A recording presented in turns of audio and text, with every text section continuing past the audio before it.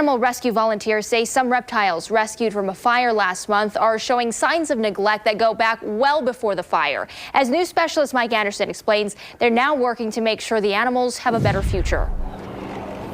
Ashley, those signs go back a while, according to at least one veterinarian here at this clinic here in Centerville. Since the owner who had escaped from the fire also rescued reptiles, it's hard to be sure who was responsible for the neglect. But either way, one volunteer says she wants to make sure that they are treated just like any other cat or dog.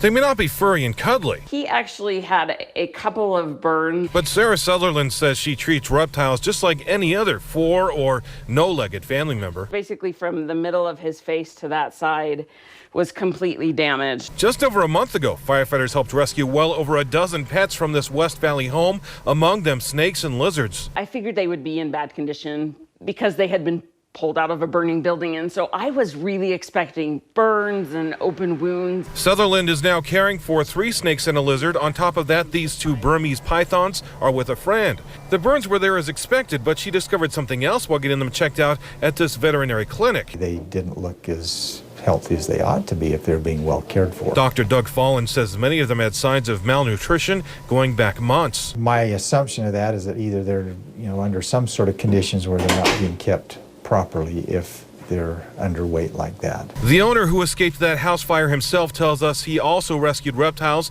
so it's hard to say who might have neglected the animals. Either way, Sutherland wants to help. I was sad that they were in a position to not be fed, to not be taken care of. Using a fundraising site, she says reptile owners around the area paid off the animals' veterinary bills. Now the push is on to make sure they have a solid future. We've spent the extra money building them 6-foot-long cages. It still deserves to be fed and cared for just like a dog or cat. That there really is no difference. And on the bright side, the snakes and lizards seem to be recovering well from the burns. One of the snakes might lose an eye, but looks like he'll survive. Back to you. Mike Anderson live in Centerville for us tonight. Thank you, Mike.